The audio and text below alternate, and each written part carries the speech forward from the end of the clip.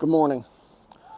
Pentagon contractors are running out of the critical materials they need to replenish weapons systems that are being blown up in Ukraine and in the Middle East.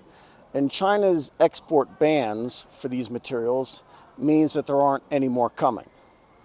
Our military-industrial complex is heavily dependent on Chinese suppliers, and the supply chain for everything is brittle, not resilient. Govini is a think tank that performs analysis on defense industry supply chains. 1 in 10 of the Tier 1 subcontractors to the Pentagon are Chinese companies. 78% of the US weapons systems need critical minerals from China in order to work. For the Navy, over 90% of their weapons systems are dependent on China. That's across 730 weapons systems and 51,000 parts. For all armed services then, over 80,000 parts need materials from China, over 1,900 systems, totaling over 3/4. In recent years, that dependency has been growing. These are the annual contract awards trends for antimony, gallium, germanium, tungsten. China has banned the exports of these materials to global weapons manufacturers. Over 43,000 different chains going down 6 tiers of suppliers are dependent on China somewhere. And even if the mining of these materials come from friendly countries, the refining and processing is done here in China. So there's no getting around the problem. The United States and NATO countries have pledged to dramatically increase spending on weapons, but none of them work without critical materials from China, and China's closed off their export markets to them. Rathon is a military contractor and is a major supplier of missile systems. Rathon is one of the firms that is specifically targeted by China's export controls on raw materials. 2 years ago, Rathon's CEO warned that China controlled the supply chain for everything Rathon and their friends need. The Pentagon directed their suppliers to cut Chinese magnets out of supply chains by 2027, and Rathon said that was impossible. Decoupling is impossible. Arms manufacturers can de-risk, but not decouple. And he says that applies to all the other companies on this list.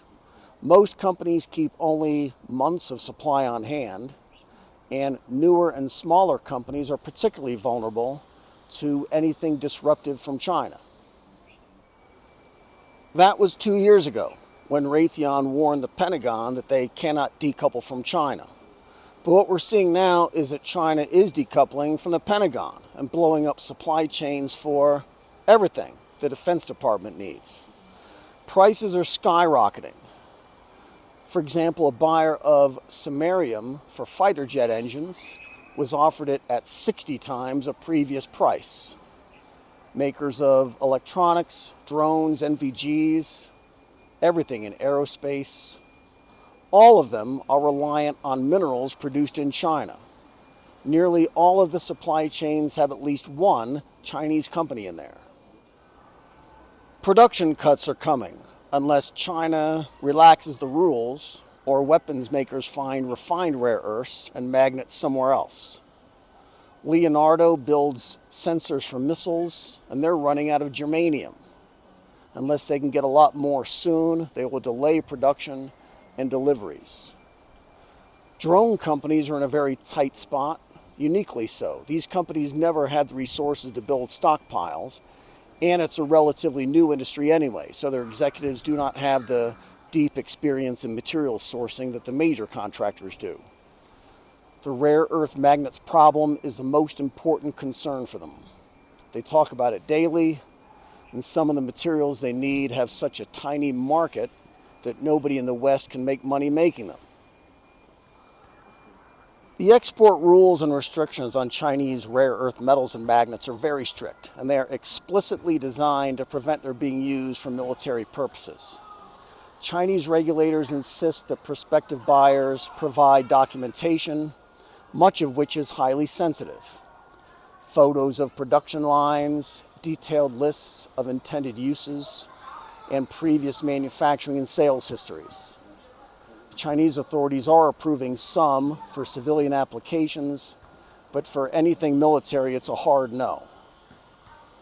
A drone company in New Hampshire, E-Propelled, makes propulsion systems and applied to import Chinese rare earth magnets. The company needed to provide technical drawings, a list of customers, and a guarantee that none of it will go to build weapons. But E-Propel does build weapons for large Pentagon contractors and drone operators in Ukraine. Executives at the company refused to supply the information, so China cut them off. Their drone shipments were delayed by a couple of months while the company went looking around for other suppliers. But E-Propel learned the same thing that the guys at Govini and Rathon figured out ages ago. Once they go down the supply chains, they can't get away from China. It's impossible. E-Propelled located other suppliers of their magnets, but those companies in turn depend on China for the materials to build those. Antimony is another critical element on Beijing's export ban list, and antimony is very widely used in defense. The United States Antimony Corporation bought 55 tons from Australia, then tried to ship it to Mexico for refining. Along the way, the ship made a port stop in Ningbo, and the shipment was detained by Chinese customs for 3 months. Officials released the shipment last month, but required that the antimony be returned to Australia. There is no way out in the short term. It doesn't matter how much money they have or how much money governments are promising to spend. They're not getting magnets. They cannot get them, and now they're more and more panicked as their stocks drop below safety levels and then tick down to zero. And the noose tightens every time something goes boom in Ukraine and Gaza.